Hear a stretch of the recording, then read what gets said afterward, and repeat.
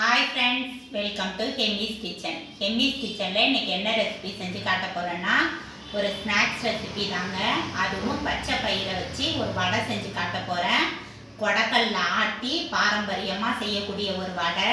அது எல்லாரும் நம்ம மறந்துருப்போம். பச்சை பயிர் வடை உடம்புக்கு அவ்வளோ நல்லதுங்க. பச்சை பயிரை அவிச்சு சாப்பிட்டாலுமே நல்லது. ஆனால் ஒரு வடையாக செஞ்சு கொடுத்தீங்கன்னா வீட்டில் உள்ளவங்க எல்லாருமே விரும்பி சாப்பிடுவாங்க. வாங்க அந்த வடை எப்படி சுடுறேன்னு பார்க்கலாம். இன்னைக்கு பச்சை பயிரில் வடை தாங்க செய்ய போகிறேன். அதுவும் கொடக்கல்ல ஆட்டி இன்னைக்கு வடை சுட்டு காட்ட போகிறேன். டேஸ்ட் அவ்வளோ சூப்பராக இருக்கும். இந்த பாருங்கள், நான் பச்சை பயிர் எடுத்துருக்கேன் பாருங்கள். நல்லா நைட்டே ஊற போட்டுட்டேன். இந்த பச்சை பயிரை இப்போ கொடக்கல்ல ஆட்டிக்கலாம். தண்ணியே ஊற்றக்கூடாது, தண்ணி ஊற்றாம தான் ஆட்டணும். நீங்கள் மிக்சியில் கூட இன்றைக்கி நீங்கள் இதை அரைச்சி நீங்கள் வடை செய்யலாம். ஆனால் நான் கொடக்கல்ல ஆட்டி செய்கிறேன். டேஸ்ட் அவ்வளோ சூப்பராக இருக்குங்க. வீட்டில் கொடக்கல்லாம் இருந்தால் பயன்படுத்துங்க.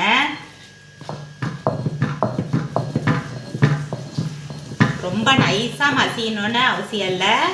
கொஞ்சம் குறப்பாக அரைச்சி எடுத்தால் போதும். பாருங்கள், இந்த அளவுக்கு இப்படி குறப்பாக ஆட்டினா போதும். இதே மாதிரி நான் இருக்கிற பச்சை பயிர் எல்லாத்தையும் ஆட்டிட்டு காட்டுறேன். இப்போ இதை நல்லா ஆட்டியாச்சு. இதை நம்ம வடிச்சிடலாம்.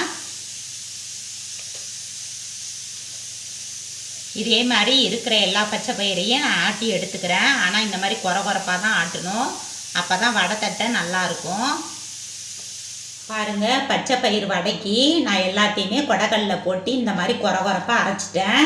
இதுக்கு ஒரு கிண்ணம் பச்சை பயிருக்கு ஒரு பங்கில் 1/4 பங்கு கடலைப்பருப்பு போட்டுக்கோங்க. அப்போ தான் ரொம்ப டேஸ்ட்டாக இருக்கும். நான் கடலைப்பருப்பை ஊற வச்சு வச்சுருக்கிறேன். அதை இப்போ ஒரு மிக்சி ஜாரில் சேர்த்துக்கலாம். நிறைய கடலைப்பருப்பு போட்டுறாதீங்க, அப்புறம் கடலைப்பருப்பு வடை மாதிரி ஆகிடும். 1க்கு 1/4 இது போட்டால் போதும். இது கூடவே ஒரு 4-5 மிளகாய் வத்தல் போட்டுக்கலாம். கொஞ்சோண்டு சோம்பு போட்டுக்கலாம். இப்போ இதை குறப்பாக அரைச்சி எடுத்துகிட்டு வந்துடுறேன். பாருங்கள், நான் குறப்பாக கடலைப்பருப்பு, காஞ்ச மிளகாய், சோம்பு எல்லாத்தையும் அரைச்சிட்டு வந்துட்டேன் குறப்பாக. அதையும் இந்த பச்சை பயிர் கூடயே சேர்த்துக்கலாம். 4ல் 1 பங்கு தாங்க கடலைப்பருப்பு போடணும். நிறையா போட்டுற வேண்டாம், அப்புறம் பச்சை பயிர் டேஸ்ட்டு இல்லாத போயிடும். எல்லாத்தையும் போட்டுட்டோம். இதுக்கு தேவையான பொருளையும் போட்டுக்கலாம். 2 பச்சை மிளகாய் குட்டி குட்டியாக கட் பண்ணி வச்சுருக்கேன், அதையும் போட்டுக்கலாம் பொடியாக. கொஞ்சோண்டு இஞ்சி கட் பண்ணி வச்சுருக்கேன் குட்டி குட்டியாக, அதையும் போட்டுக்கலாம். கருவேப்பிலை எடுத்திருக்கேன் குட்டி குட்டியாக கட் பண்ணி, அதையும் போட்டுக்கலாம். பெரிய வெங்காயம் 2 குட்டி குட்டியாக கட் பண்ணி வச்சுருக்கேன், அதையும் போட்டுக்கலாம். தேங்காய் துருவல் ஒரு 1/4 மூடி திருவி வச்சுருக்கேன், அதையும் போட்டுக்கலாம். போட்டுட்டு நல்லா மிக்ஸ் பண்ணி விட்டுக்கலாங்க. இந்த பச்சை பயிர் வடை அவ்வளோ டேஸ்ட்டாக இருக்கும். ஒரு முறை செஞ்சு பாருங்கள், திரும்ப திரும்ப செய்வீங்க. ஏன்னா இப்போல்லாம் நம்ம சிறுதானியெல்லாம் நிறையா எடுத்துக்கிறது இல்லை. இதை பச்சை பயிரை வேக வச்சியும் கொடுக்கலாம் பிள்ளைங்களுக்கு. பெரியவங்கள்லேருந்து குழந்தைங்க வரைக்கும் சாப்பிட்லாம் பச்சை பயிர். அதில் நிறைய ப்ரோட்டீன் சத்து இருக்குது. இருந்தாலும் ஒரு நாளைக்கு இந்த மாதிரி பச்சை பயிர் வடையாக செஞ்சு கொடுங்க. அவ்வளோ நல்லா விரும்பி எல்லாருமே சாப்பிடுவாங்க. இந்த பச்சை பயிர் வடைக்கு தேவையான உப்பையும் போட்டு நல்லா மிக்ஸ் பண்ணிக்கலாம். நல்லா மிக்ஸ் பண்ணிவிட்டு எண்ணெயை காய வச்சு நம்ம வடை மாதிரி தட்டி போட வேண்டியதாங்க. மாவு மட்டும் பச்சை பயிர் அரைக்கும் போது மட்டும் தண்ணி நிறையா ஊற்றி அரைச்சிடாதீங்க. வெறுமனையாகவே தண்ணி இல்லாத வடிகட்டிட்டு அரைங்க. அப்போ தான் கரெக்டாக இருக்கும். இல்லைன்னா ரொம்ப அப்படியே தண்ணி மாதிரி ஆகிடும். இப்போ இது வடை பிடிக்க கரெக்டாக இருக்குது பாருங்கள். இந்த பாருங்கள், உருட்டை வருது பார்த்திங்களா. இப்போ நம்ம வடையை இப்படி தட்டி போடலாம். பாருங்கள், பச்சை பயிர் வடைக்கு எல்லா பொருளும் போட்டு நல்லா மிக்ஸ் பண்ணி வச்சாச்சு. பெருங்காயத்தூள் கொஞ்சம் போட்டுக்கலாம். இதில் கொத்தமல்லி இலை போடலை.